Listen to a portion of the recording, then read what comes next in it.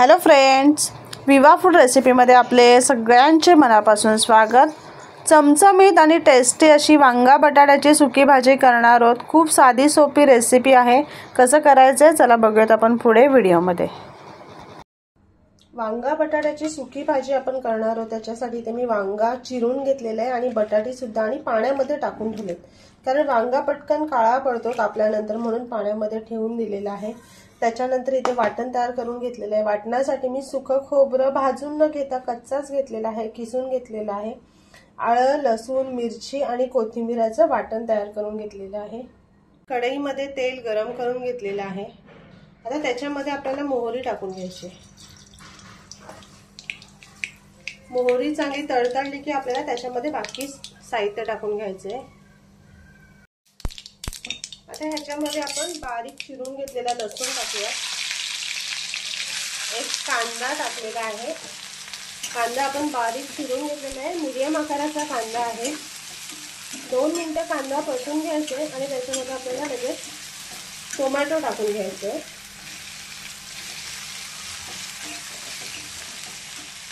त्याच्यामध्ये आपण थोडंसं मीठ टाकूया, जेणेकरून कांदा आणि टोमॅटो आपला सॉफ्ट होईल आणि पटकन शिजलं जाईल। आता आपण चांगलं परतून घ्यायचं। कांदा टोमॅटो आपला खूप छान शिजलेला आहे। साईडने बघा मस्त असं तेल सुद्धा सुटलेलं आहे। आता ह्याच्यामध्ये आपण तयार करून घेतलेलं वाटण टाकायचं आणि मिक्स करायचं।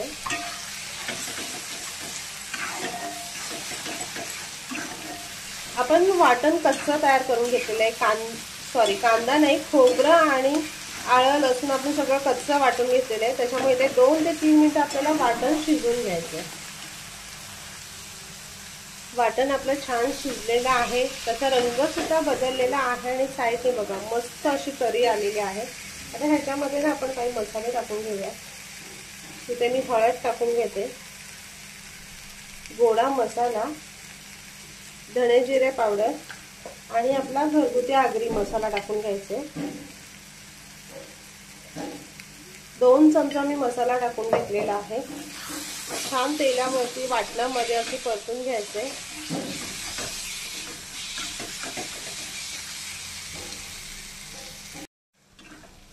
मसाले सुद्धा वाटणामध्ये छान एकजीव झालेले आहेत। खूप मस्त शिजले गेलेत वाटण आणि आपले मसाले। आता ह्याच्यामध्ये आपण ना वांगा आणि बटाटा जे आपण चिरून घेतलेले होते ते टाकून घ्यायचे आणि वाटणामध्ये मिक्स करून घ्यायचे। तुम्ही वाटणामध्ये हवे तर भाजून घेतलेले शेंगदाणे किंवा नंतर शेवटी शेंगदाण्याचा कूट सुद्धा टाकू शकताय, त्यांनी सुद्धा खूप छान लागते। पण मी अशी साध्या पद्धतीने बनवते भाजी, ही सुद्धा खूप टेस्टी लागते। पण पूर्ण अशी भाजी मिक्स करून घेऊया। ह्याच्यामध्ये आपल्याला पाणी नाही टाकायचं, आपण ही भाजी ना वाफेवरती शिजवणार आहोत। त्याच्यासाठी आपण आधी मिक्स करून घ्यायचंय, नंतर आपण वाफेवर कशी शिजवायची ते दाखवते। ह्याचं कालद्याचं आपण पूर्ण वाटण काढून घेऊया। त्याला गॅस बारीक करायचा आहे आणि ह्याच्यावरती आपण झाकण ठेवायचं आहे। झाकणावरती आपण पाणी ठेवायचं आणि त्या झाकणाच्या पाण्याने जे वाफ येऊन जे पाणी पडणार आहे ना, त्याच्यावरती आपण भाजी शिजवून घेणार आहोत।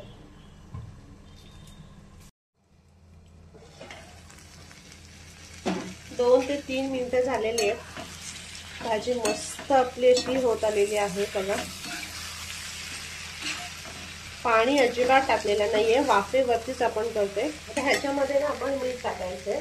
मीठ जास्त नाही टाकायचं, कारण आधी फोडणीच्या वेळेला आपण मीठ टाकलेलं आहे, त्यामुळे बेताचंच मीठ टाकूयात आपण आणि पुन्हा परतून घ्यायचंय।